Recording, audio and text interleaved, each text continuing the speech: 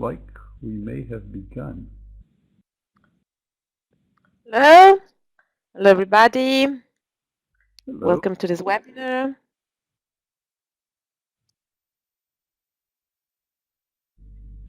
Welcome to part of this initiative, and today we have the honor, the privilege to have Vance Stevens, who is among the web heads of EVO, Electronic Village Online. So it's a great honor for us to have you here, Vance. So Vance Stevens teaches computing at Petroleum Institute in Abu Dhabi. After a 20-year career in English language teaching as co-specialist and coordinator, he works in software development in California as educational technology consultant before returning to the Middle East and worked for a language school in Abu Dhabi. There, he founded the online community Webheads, resulting in involvement in many community-based online professional development endeavors, which have formed the basis of his professional development life in this past decade. So, Vance is a star in the field of Webheads. So we are very happy to have you here, and it's going to talk about Minecraft, which is becoming more and more popular among our schools, and so in Italy as well. And so it's going to explore the field of the possible application of Minecraft in language learning and CLIL. So a very interesting topic. Thanks again, Vance, for accepting our invitation, and the floor is yours. Okay, well, thank you very much. I don't remember where you said I was working, but I work actually at the Khalifa bin Zayed Air College in Al Ain, and I'm an English teacher there now. So I do switch careers every now and then. And let's see, I presume, am I going to be able to advance my slides? I have to, there we go, there my slides just popped up. That's wonderful. Okay. I really appreciate your inviting me here to talk to you. This is my second invitation in 2 years. I spoke also to the TECHNOCLIL group last year. And last year, as you can see from the title here on my slide, I believe, well, we were in EVO Minecraft MOOC 16, because we're an EVO session as well. Our EVO session, well, I'm going to tell you about it, but it's basically about gamification, and we're learning gamification, basically. We're learning it through Minecraft. And in our third iteration, we do change how we operate, and let's see, hang on a minute. Let me just close the door. There's a cat in the other room, and he's whining in the hall. Hang on just a second.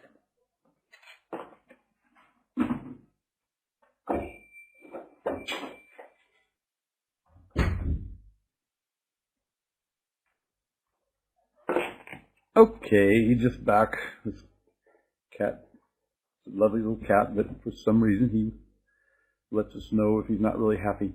So anyhow, so we're a parallel EVO, Electronic Village session. I also manage something called Learning Together, and this is what I consider Learning Together episode number 357. On Learning Together, I always mention the date. It's the 15th of January 2017. And so that's kind of about me and what I'm doing, and how I've been moderating this EVO session for 3 years now. I've been involved with EVO since 2001. 2002. That's when I moderated my first session called Webheads in Action. And then I became a coordinator in 2003. And since then, I've moderated sessions most years. Oh, by the way, let's see now. I can't see the chat all that well. I think there's some magic trick I have to do here to make it big. Oh, no, that just copies the chat. Can I resize it? Is there something I can do with the chat? I can't see the chat at all. I won't be able to see it unless I can undock it. Am I able to do that? Here we go. Oh, I think maybe I've got it now. Yeah, I've got it. Okay. There we go. Nope, it's not stretching. Sorry. No, doesn't seem to be resizing, so I can not put it away now. Sorry. One thing about the WizIQ interface is you're not really able to get in and play around with it. Okay, so I suppose if someone's monitoring the chat, you feel free to interrupt me and tell me if there's something I should attend to, because I can't see the chat at all. It's just a tiny little one-liner there for me. Okay, so anyway, I have a nice habit in my presentations. All my slides are online, so the slides that you see right now, you can actually go online to get them. And that's at slideshare.net/VanceS. Theoretically, the links should work, but they aren't actually working in all the slides. But anyway, something else I'm going to adjust here. There we go. I guess my window is large. My video window. That's another thing. I'm just adjusting on my computer as my view is different from others, I suppose. Okay, so anyway. I see. I have to advance my slides. Sorry about this. I'm having trouble with getting there. Okay. Next slide. Here we are. Okay, that's the slide I was on. That's where you'll find my slides. If you go to that presentation, slideshare.net/VanceS, you can have control of these slides. You can see the slides, you can scroll back and forth, and a lot of the links are working. Okay, so for example, at the next page, there's a little link that shows, there's a URL at the bottom. I actually don't think that's working in slideshare.net, which is kind of a shame. Slideshare.net doesn't really get all the links, especially in the early parts of the slides. But anyway, you could go to that link and you could see an explanation of EVO Minecraft MOOC, the 17th, 2017.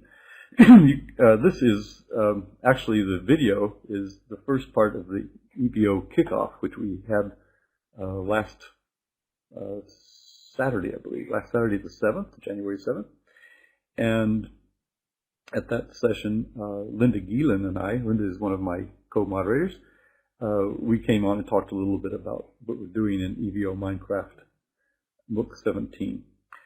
So that I took the first part of the video. It's about 15 minutes long, and if you wanted to learn more about how we see the session in 15 minutes, you could play that.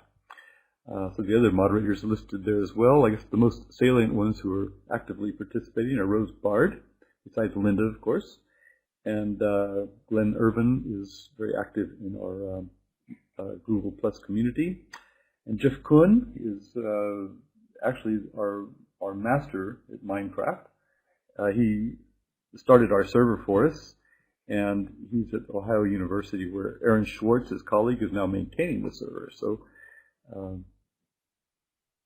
these people are particularly, and Mircea at the Trash School, I must mention him. He's also, he teaches coding to young people, and he does a lot of work with Minecraft, and he performs magic on our server. He's been very, he makes it a lot interesting. Anyway, these are the current moderators. And go on to the next slide. So the next thing is about your invitation for me to come to talk to TECHNOCLIL. Now, I just copied onto this slide how you introduced CLIL, Content and Language Integrated Learning. And so actually, if we pop to the next slide, we can see how we can take that language and we can see what parts I focused on. So, content and language integrated learning. This Minecraft serves itself quite well to this, and especially what you call the dual focus, fostering development of language competence and the delivery of subject content at the same time. So it turns out that Minecraft is quite good for language learning, especially, well, English language. I suppose, if I wanted to learn French very well or Italian, I might find communities that produce videos in Italian in Minecraft.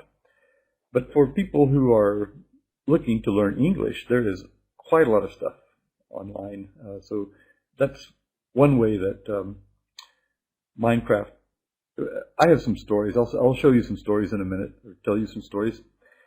But anyway, we have some incidental evidence about how how this works. Also, it's quite good for. It's used in lots of different subjects. English language teaching is just one, but many subjects like chemistry, maths, architecture, you can think of lots of ways that Minecraft could be used. So,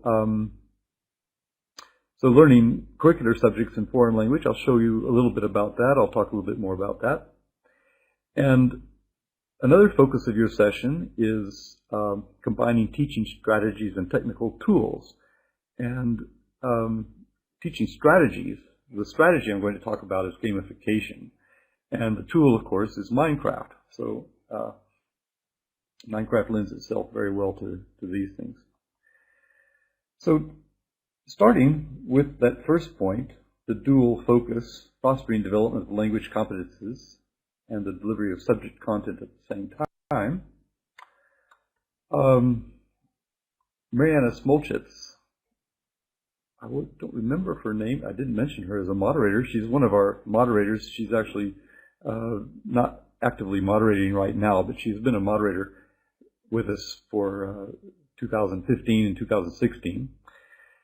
But she has a son named Philip, who is actually quite an expert at Minecraft, and he's also fluent in English.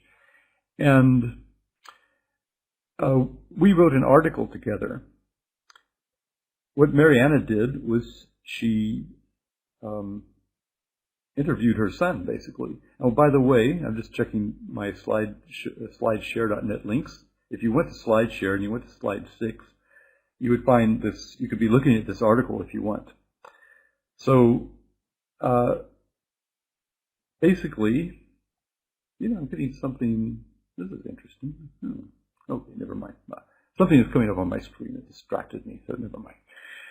Okay, so anyway, you could see the article, but I'm going to look particularly at 3 stories from this article.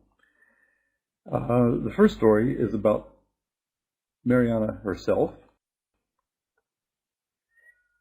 So what she did, she wrote the article, as I said, interviewing her son, and I did the research on the background for Minecraft.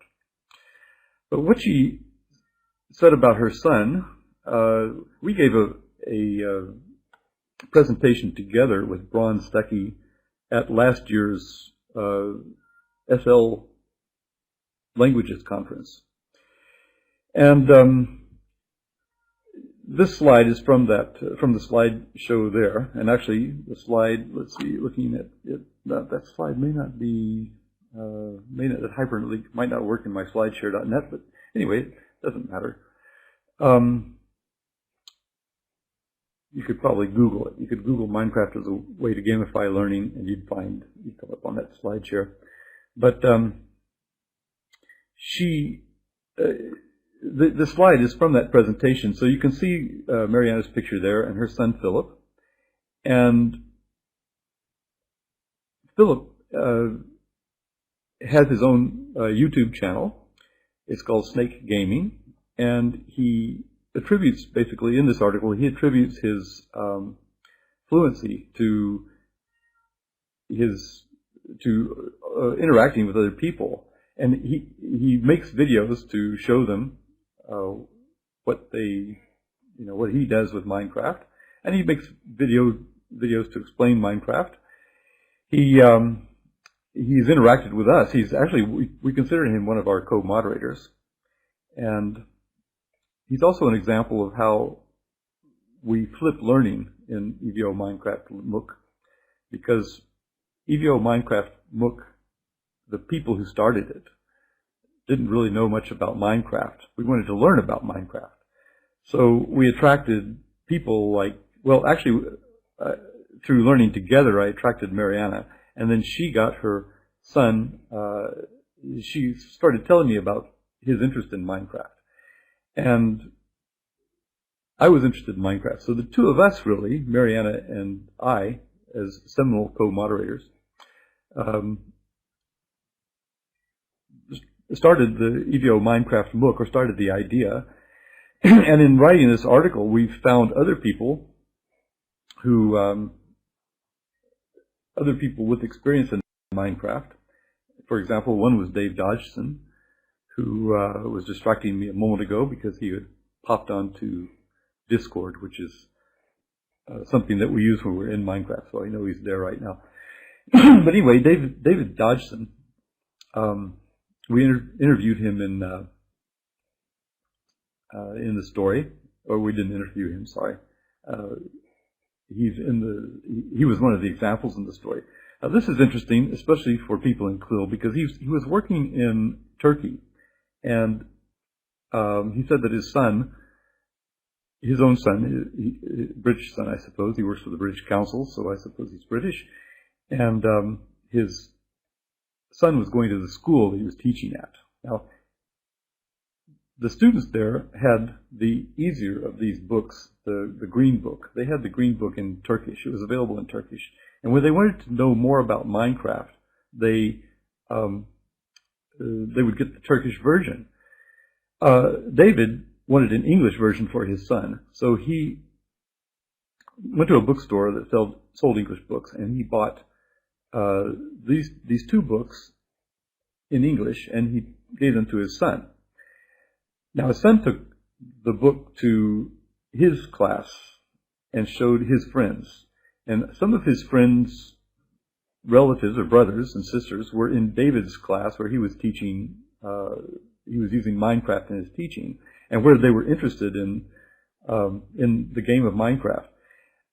When they discovered this advanced Minecraft book, the red one, they went to the store and bought copies. And then they started reading it. And so this is some evidence, some anecdotal evidence that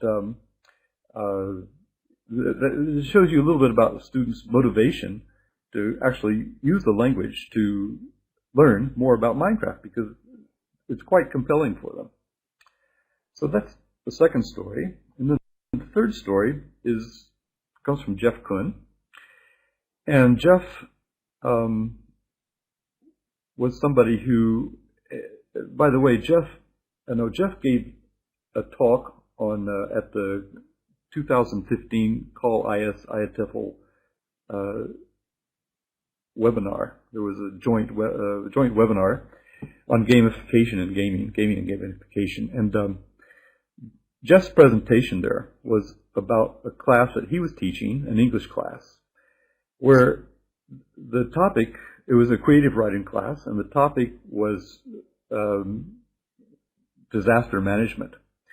So in order to get his students, to give them something to write about, he got them into Minecraft, where there's lots of chaos management. Basically, you're being attacked by monsters a lot, and you have to collaborate there and build shelters, and you find that you're not really in the game all by yourself. You're in the game with other people. This is really what gamification is about. It's a very good illustration of how things work in gamified environments. So, having actually listened to his presentation, then we wrote about it in our article, and also Dave gave his presentation in 2014 at the ResCon conference. Again, I listened to that, and I asked both of them if they wanted to join us as moderators in the 2015 EVO Minecraft MOOC session, and they both agreed. So our first moderators were Jeff and David, and Mariana and Philip, and other people came along. But we had some other moderators as well, but they're the ones who are still with us. Now, the next point I want to make is the second part. If I go back, let's see, I might as well just kick back to see where we are here. Okay, this is what we're talking about. We were just talking about fostering development of language competencies and a technology tool for doing that. The second point is the learning of a curricular subject matter in a foreign language. So here's an instance of this. Is everybody hearing me okay and following? Oh, bad sound. I see something that says bad sound. Is that a problem? Wouldn't they like to come on and tell me more about it? It's okay, okay. I can see one line of chat. I managed to pop it up a little bit. Oh, I've got it bigger. Well, if I don't try to drag it all, if I just drag it a little bit by bit, the chat is coming up. So let me just work it up. Okay. All right. Now I'm actually able to to see some of what you're saying. It's still not very big. Maybe I could do something about that. I really hate not having a chat when okay, for some reason now it's working. Before I was not able to stretch it. Okay, so. All right, looks like somebody says they have no access to my slides. If you need access to my slides, please go to slideshare.net/VANCES. That's my username, Vance S, in slideshare.net. And you'll find, if you just look at my uploads, you'll find that this is the latest one from yesterday. I do things at the last minute. Okay, so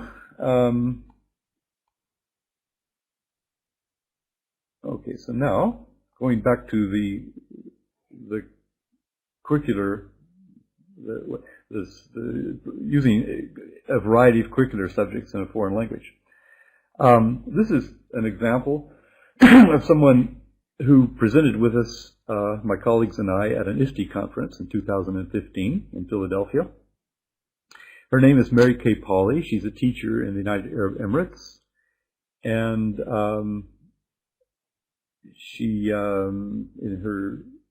it looks like she was in a grade 5 classroom, just reading her slide here. So she presented via Skype at something we did on iPedagogy, but we had Mary Kay present, and she told us a very interesting story. Her students, her 5th grade students, were, and I don't really know exactly what she was teaching, but it was 5th grade. She's a 5th grade teacher, so she must have had a lot of subjects. History, perhaps, geography, things like that. So whatever she was teaching, this range of subjects, when students got any free time on computers, they would often go to Minecraft, and she noticed that they were quite interested in it. And she had the idea to, she wanted to see if she could use it in the curriculum. And so she had the students wanted to use it, but she told them she had to justify their use of Minecraft as being something that they could do for their, something that's part of their curriculum. And so she had them prepare the justification. She showed them the syllabus. She said, okay, you tell me, how can we do this in our syllabus? And the students thought about it, and they thought, well, we could do this, we could do that. This is what we can do to use Minecraft to learn more about our syllabus. And so they worked it into the syllabus. And I thought that was a very interesting story. So there's a little saying that if people ever ask you, is Minecraft in the curriculum? If you're suggesting to use Minecraft, they'll push back on you. They say, well, how is it in the curriculum? But the answer to that is the curriculum is in it. So what you have to do is you have to find a way to teach what you want to teach in Minecraft. It's very flexible. Jeff Kuhn, he's doing a PhD in gamification right now, and he's very knowledgeable, and he gives me lots of ideas. And one thing that he says is that Minecraft is a toy, not really a tool. It's a toy. It's not really a game. Well, it is a game. Sorry, it's a game, but it's player versus world. It's not really player versus player. It's player with player, sort of fighting against things in the world. Okay, so anyway, I talked about Minecraft MOOC last year. That was the last thing, combining teaching strategies with technical tools. The strategy that I think emerges from Minecraft is gamification. And this is the talk I gave last time. Let's see, if you go to, oh, I don't know if that link works at the bottom of the slides either. But anyway, if you find my, I gave a talk at the Connecting Online conference on February 7th, and that talk actually was a permutation of the talk that I gave to this, to TECHNOCLIL on February 3rd. So those slides are there, and there's a link to it at the bottom of the SlideShare link is there. So actually, if you're in my slideshare.net/VanceS, you can find the things that I said and the slides from my talk last year. So I'm trying not to repeat that, but I am going to admit I'm going to repeat a little of it because some of what I said there needs to be said. So Minecraft looks kind of like this. It has two modes to play in. You can play in survival mode or creative mode. Now, if you know anything about Minecraft, you know that we're in creative mode now because there are monsters here, but they are not bothering anybody. So they just happen to be there. So you can go and see the monsters in creative mode. In creative mode, you get access to all your tools, all the resources, anything you want in creative mode. You can have it there. Basically, it's a mode where you can learn how to use the tools to build. You can learn how to build. You can build what you want. You can have anything you want to build with. You can fly. Monsters are there, but they don't bother anybody. You can make really fanciful builds. The examples that followed, I don't really have them here, but if you go to my original slideshow, you can see examples of some of the things that people in EVO Minecraft MOOC built. But what we're doing now in the current version, we actually built worlds over the last couple of years. We have one creative world where we have these fanciful structures. Creative works best if it's done on a flat world. But the most interesting worlds are in survival world, where the game generates terrain. But when you're there, you have to. You're a bit constrained. You have to. You enter the game as basically with no resources at all. You have to find them. You have to punch trees. You have to you have to get wood, and then you can break down the wood, and you can make crafting tables to craft more objects, and you can dig. It's called Minecraft because it's all about mining. So you get resources, and you have to protect yourself. As you can see from the graphic there, the day, it turns out the day is 1/72 of every minute is 1/72 of a minute. So a day actually lasts 20 minutes, and is that 20 minutes per day? Yeah, each day and night lasts about 10 minutes. So a day is 20 minutes. That happens to be 1/72 of a real day. So days and nights kind of pass quickly. In survival world at night, that's when the monsters come out, and if they kill you, you'll die and you respawn. You come back and you have a chance to play, but you lose everything that you have unless you can create a shelter, and you can keep things in your shelter. And then if you do happen to die when you're out, and that happens often, then you can always go back to your shelter, and you can start the game again. So you start learning how to keep in the game,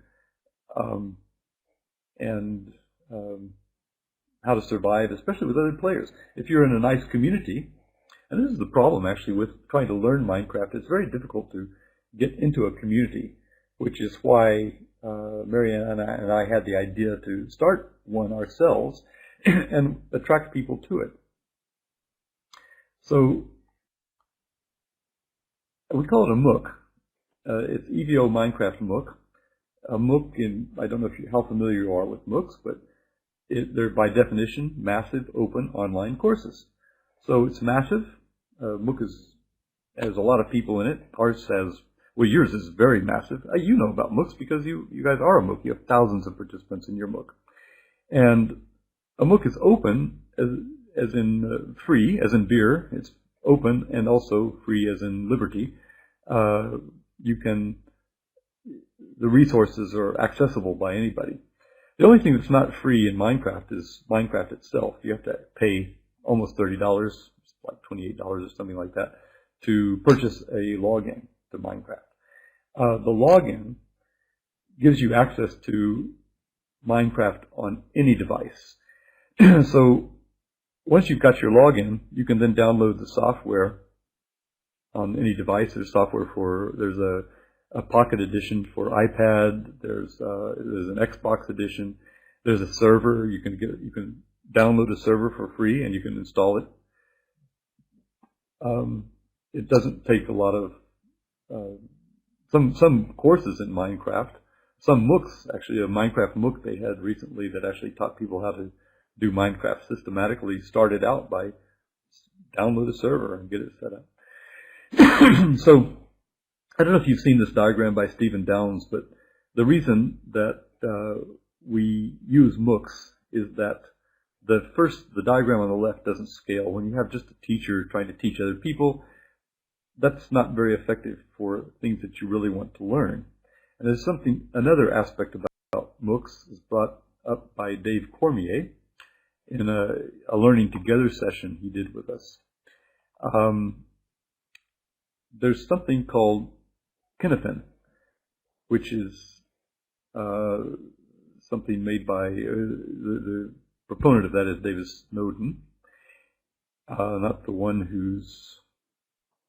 Snowden who's in Russia right now, but the philosopher, the researcher. And in this model, there are four kinds of problems. There are simple problems, complicated problems, complex and chaotic problems. And from Dave Cormier's perspective, he thinks that MOOCs are especially good at complex and chaotic problems. If you're seeking solutions for those, a MOOC is good for that. So if you're doing something like language learning, or doing something like language learning, which actually is a complex, chaotic situation. If you're trying to understand something, or if you're trying to understand CLIL even, you could say that CLIL is, the cat is, yeah. If you really want to explore it in depth, you'll go onto the complex, chaotic side. So it's not an issue you can really teach. You can't teaching itself is complex and chaotic.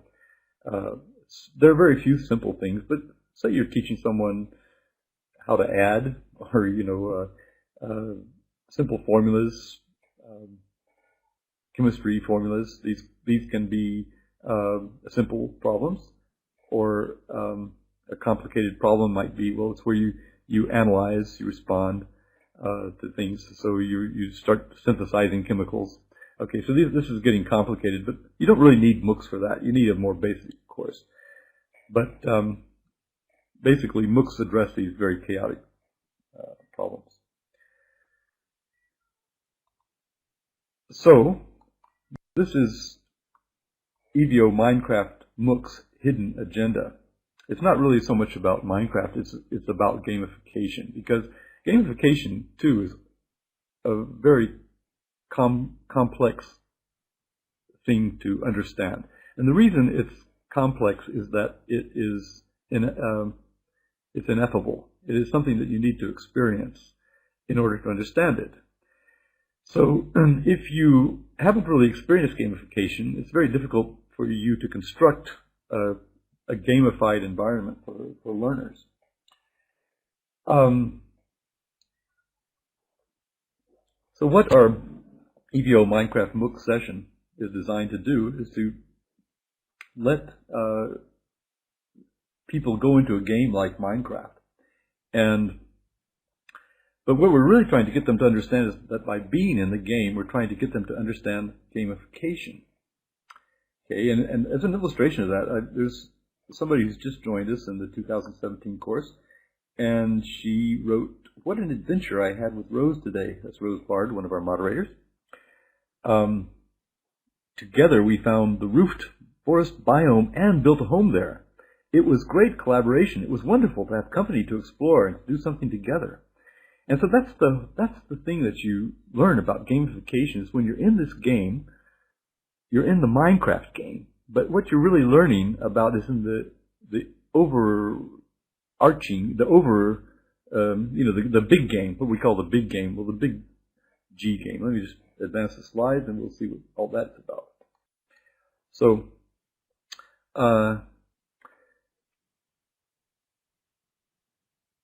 this is another of Jeff Kuhn's discoveries. He's got me reading G and watching his videos. If you Google G, gamification, John Paul G, I believe is his name, he wrote an interesting article called "The Ecology of Games," where he I guess introduced, or at least he expounded on the concept of the big G game and the little G game. The little G game is the game that you find, the shrink-wrapped game, the one that you, Sabine, I see you're asking for a practical example. Well, maybe we'll come to that, but anyway, yeah. So the little G game is Minecraft itself. The big G game is the social setting in which the game is placed. So keeping that in mind, we're not really playing Minecraft to learn about Minecraft. We're playing Minecraft to learn the big G game. So we have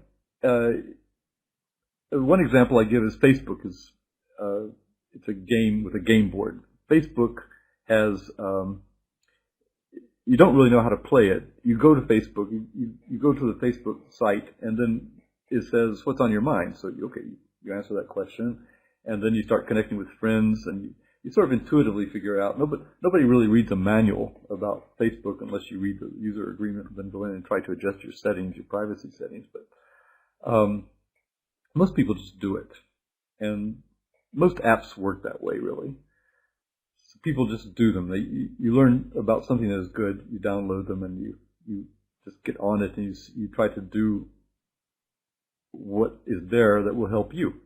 So this is our Google Plus community page. It's where people go to play the big G game of EVO MC17 now. We're in the 17th version. So when you go there, you find things that you can click on.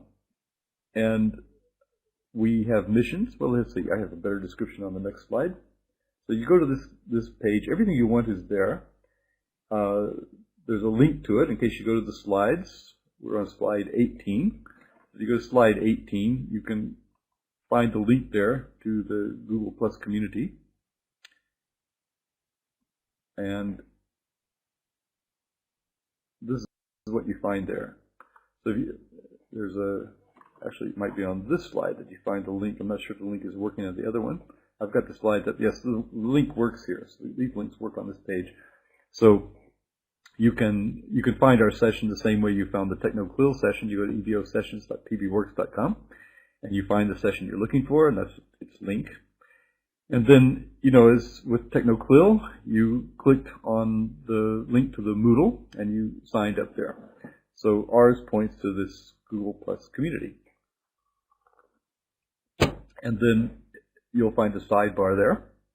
And from there you can find the syllabus. You find a form to enroll in the course. And what you put in that form, really, the most important thing there is your Minecraft username so that we can whitelist you on the server.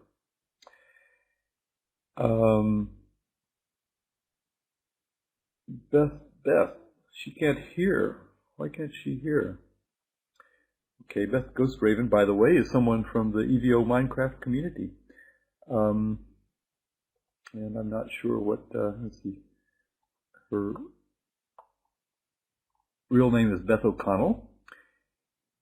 And I'm not sure, I don't see the previous parts of the chat. But anyway, I see that she's had a problem and I'm disappointed. Anyway, so maybe I hope one of the recordings will work. And we're getting complaints about bad audio. So again, I'm not sure what I can do about that. Okay. Okay, some people are hearing fine, all right. So there could be connectivity problems. So that's good. I'm getting some response. That's good to see. Okay.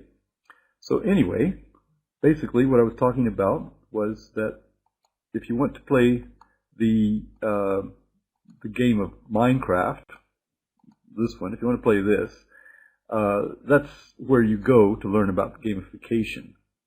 So Minecraft is a little g game, and the big G game is this one. It's the game of EVO Minecraft MOOC. So when you go to that game board, then you find these elements, and one of them is missions accomplished. So over here, and this slide, it says there's a little box here that says to play with us. Oh, sorry, it says missions accomplished. Tells you where they are. So the missions accomplished are it's basically the things that you have to do each week to earn a badge. So these are the missions on the next slide. That's in a wiki. So when you click there, you go to this wiki, which tells you what you need to do week by week. And you'll notice that the weeks are orientation, declare, network, cluster, and focus. Are you familiar with Dave Cormier's 5 steps for coping with MOOCs?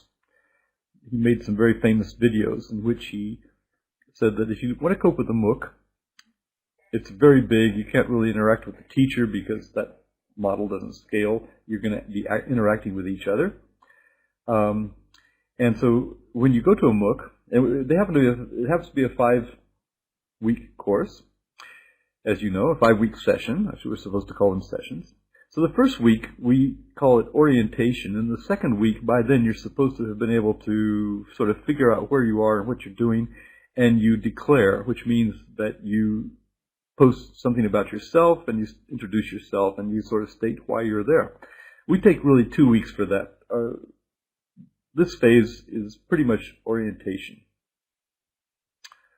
The third week, in the third step in coping with MOOCs in Dave Cormier's concept, is networking with other people. So once you're not going to, because you're on this model over here, let me just pop back to this slide.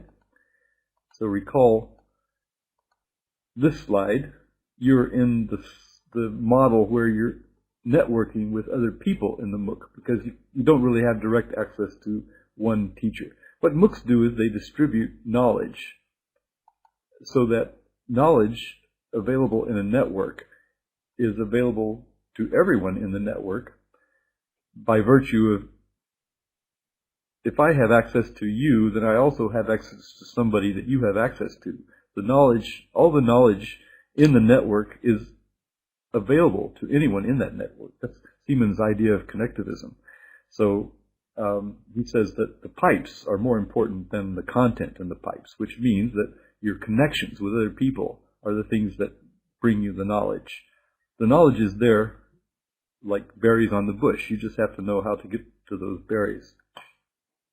The fourth step, and what we do in the fourth week, is cluster. So because you're going to be networking with other people, you're going to find people with common goals, common things that they want to learn. And typically people in MOOCs, because if there are thousands of people, you might cluster with, say, half a dozen of them, or a couple dozen at the most, maybe. The last step is to focus. So the MOOC should let you focus.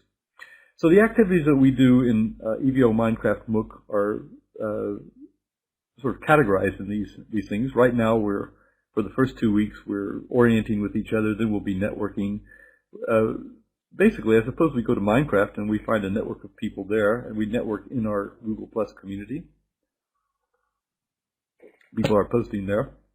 And then clustering means that people in Minecraft, that means probably some people come together and they help each other build, and they help each other survive, and they help each other farm so they can feed each other, and there are lots of ways you can develop in Minecraft.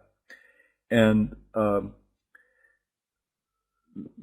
focus, what that does is it looks to the future. So EVO Minecraft MOOC has been going on in the same community, really, the same server space, the same Google Plus community for 3 years now. We're in our 3rd year. So our community is actually focusing 1 year to the next. We're taking projects 1 year into the next. So it teaches us gamification, because you can't be taught gamification. You really have to experience it. So we're trying to, the game space that we set up, where you have missions to accomplish, and it's interesting because when people go to our game space, they don't ask a lot of questions. People don't act confused. They're not really saying, what should I be doing? Or at least if they are, we're not hearing them. But most people just go and come to the world, and they might wonder, what am I supposed to do here? Okay, well, let's just explore it and build and show you how to do it. The way we've constructed our world is we have a creative space and a survival space, and you can actually port between the two of them. So if you want to go to creative world and experiment there, you can. If you want to come to survival world, you can do that. When we played the first year, we spent about half the time in creative, and then we moved to survival and we started developing there. That was my first experience in survival. It was very daunting for me. I didn't really know how to cope with that world.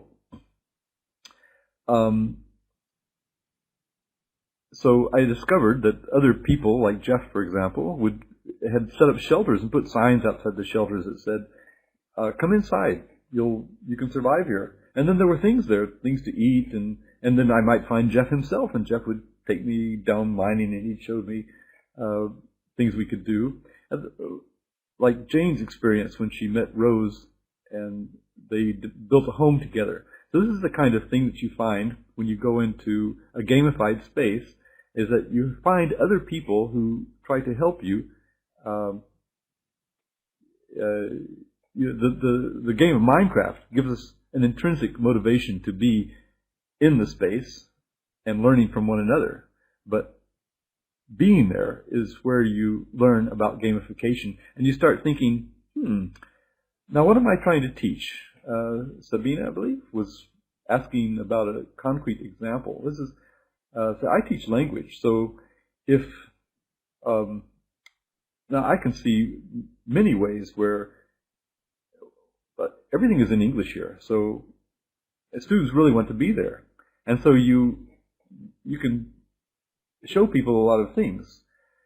But one of the people, Mircea, who is one of our co-moderators, he does some interesting things for us. He explores the world. He's very good at Minecraft. So he can find places, and even he develops paths that we can follow. Actually, he makes screenshots. He says, here you have to go here, you have to go here. So we'll follow his paths and try to find where he's been, and we're looking for maybe a temple or a series of temples. Sometimes he booby traps the temples. It's really compelling to get a few of us together. Our co-moderators were doing this between sessions, to go into the world and just play around. And you're learning how to be in the world. You're learning. It's a very things like, for example, when you need to eat, so you might kill some animals. But if you kill too many animals, you won't have any. So the best thing to do is to raise them, to farm them. So you learn all these aspects. In this picture here, there's this minecart is traveling on a rail, which is powered by redstone. The red substance that you see in front is redstone. So you have to learn how to get redstone. There's quite a lot to learn from one another about how to be in this game and what to do when you're there. So basically how we operate our Big G game is we set up the game board, and then, as I said, it's pretty self-explanatory to most people, at least the people who like that kind of thing. So we're not really telling people what to do. People are figuring out what to do. What age is right to begin play? Louisa asks. It can be pre-literate. One interesting thing about Minecraft is that kids who can't read play. Yes, Jane says her son started playing when he was 5. And Jane, by the way, is also in our EVO Minecraft MOOC session. So she's actually the Jane who was referred to in an earlier slide. So hi, Jane. So yeah, people before they can read, they can play. So they don't have to. They can just do it. My granddaughter, I probably started watching her play when she was about 7 or 8, and of interest to me was that she didn't. We played a little in Creative World, and she built some things. But then she said, "I want to go where the monsters are." So she went right there.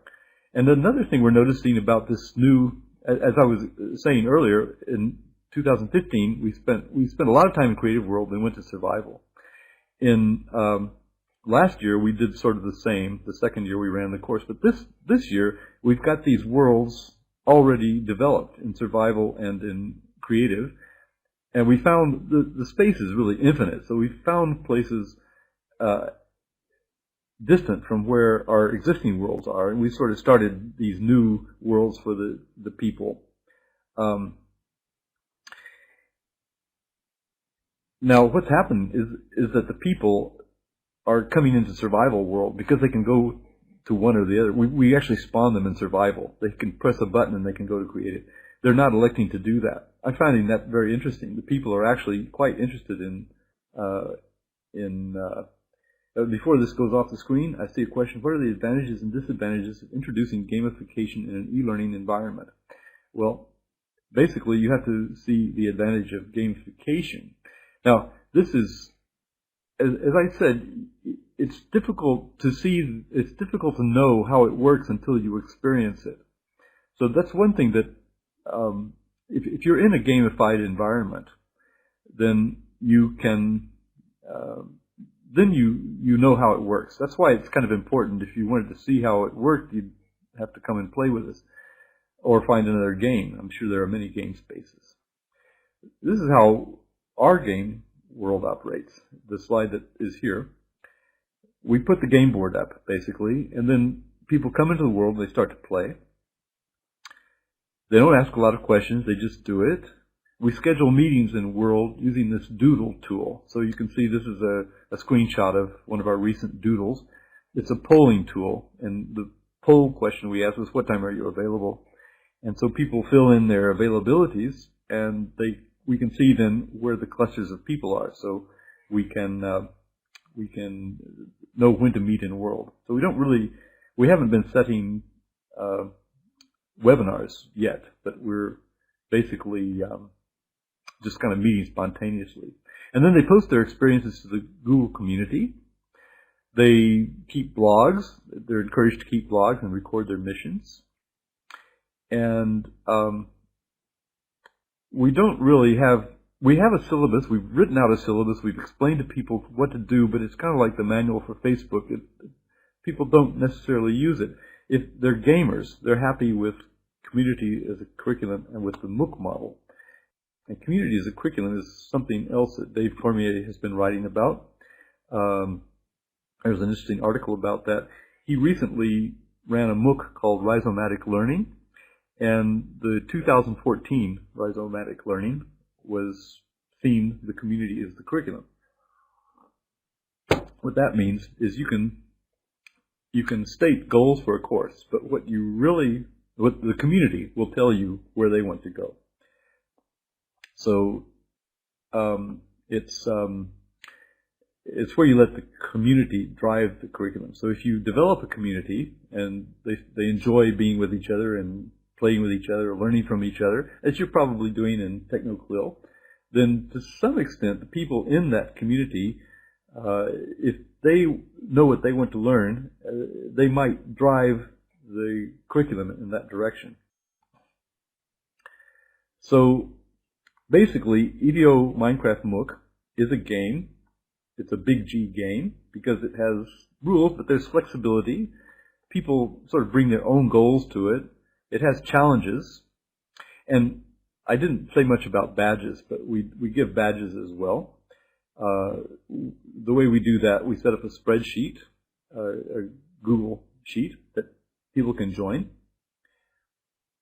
And they join the sheet, and then they enter their accomplishments on the sheet. And that sheet, to write on it, you have to join it. And we let people write on it who are part of our community. But it's shareable for everybody. So what this does is that spreadsheet keeps a record of evidence of people having accomplished their goals. And then we can give badges, and we can point in the badge. The badge has a link that points back to that spreadsheet where anybody can see what people did. They can see links, because we ask them to put links to your blog posts, links to your pictures. So people actually document the missions they accomplished. And from that documentation, they get badges if they do a certain number of things. We haven't really set the number. We have about 12 or 13 missions. If they accomplish, say, half of them, we'll probably award a badge. But the important thing is that to get the badge, anybody who looks at the badge can click on it. And when they click on it, they go to that page where they see the evidence. So the badge is a certificate that shows what the person did to earn that certificate. So anyway, games are most fun if they don't play out the way that you anticipated. So, you know,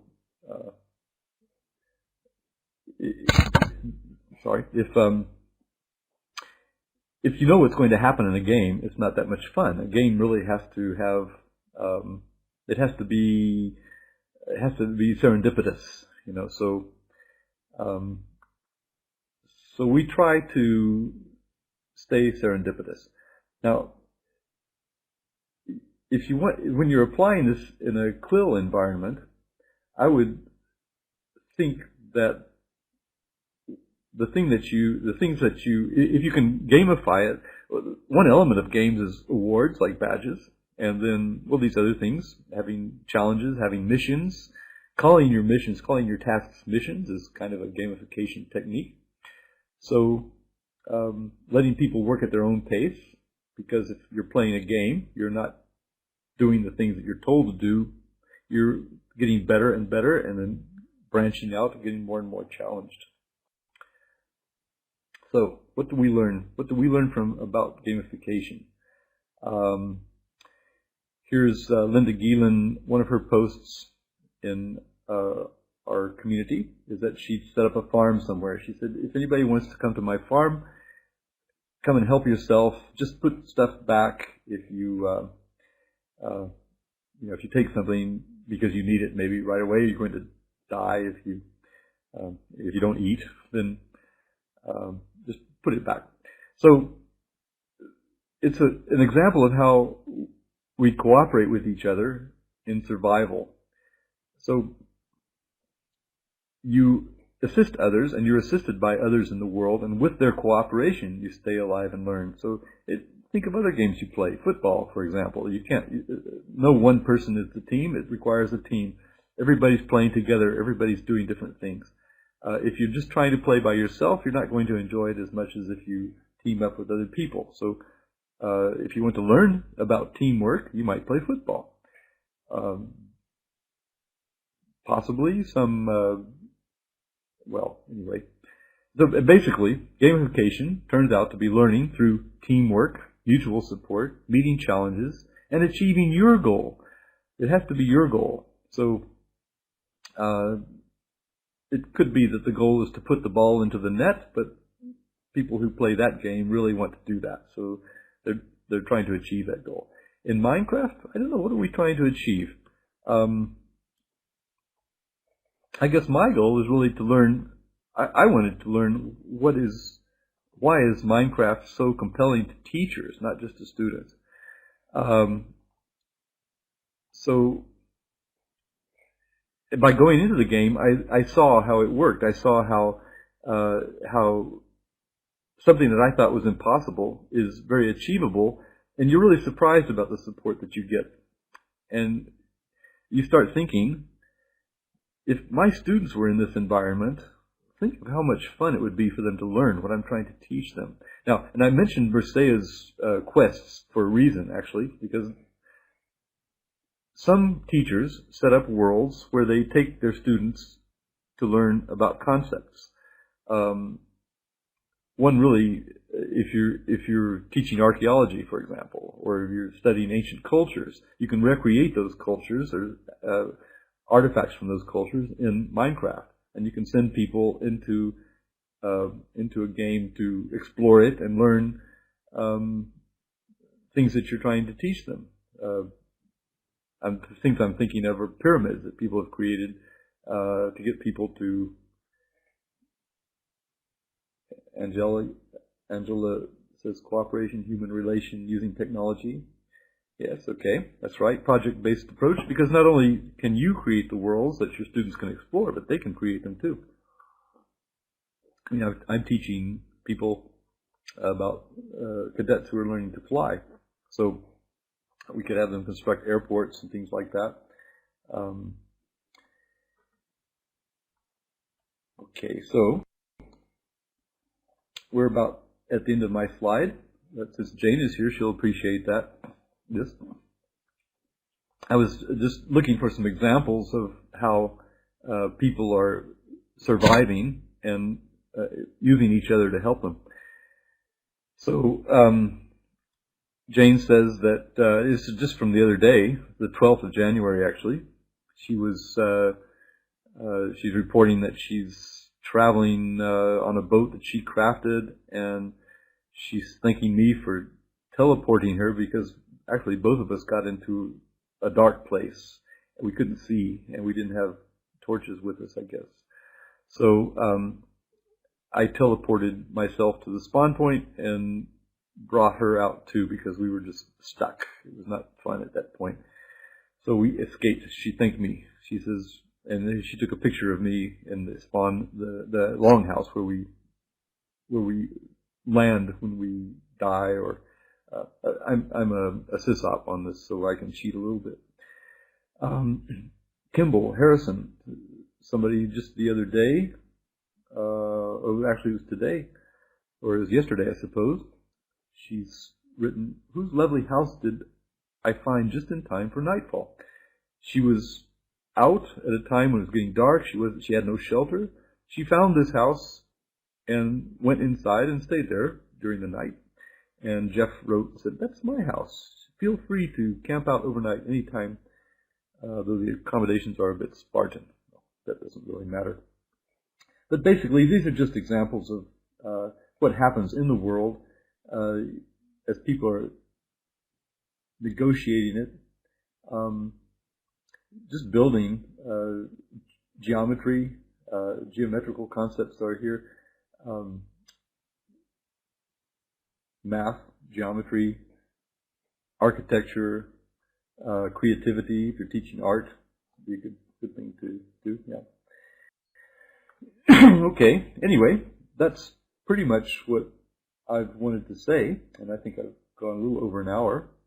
If you want the slides, you can go to slideshare.net/VanceS, and you can find those slides, and a lot of the links are working on SlideShare.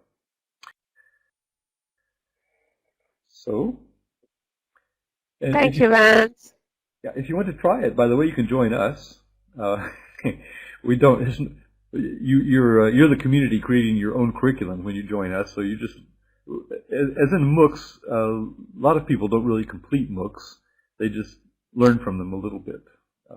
And so you're welcome to pop by and join us if you want. Thank you, Leticia. Thank you, Vance. Thank you so much. Just would like to say, to tell our teachers from Italy that indeed, which is the Institute for Educational Research I work for, I'm a researcher there, is exploring a lot of, just in this period, the possibilities of Minecraft with our own Minecraft. So hopefully in the next months, our schools will be able to experiment Minecraft through our official platform, because indeed it is the National Institute for Research under the Ministry of Education. So I would like to thank Vance for this hints and for exploring the possibilities that CLIL teachers and language teachers can find in using Minecraft. So thank you again, especially on a Sunday, Vance, for having found time to presenting to TECHNOCLIL. So thanks again, and thanks to our participants. This is my bye, everybody. It's your work, yes, but it's a weekend, so double thank you. Sunday is the first day of the work week in where I live in the United Arab Emirates. So. Okay. Okay. Speak soon, Vance. Thanks again. Okay. Thanks. Bye. Bye-bye. Bye-bye.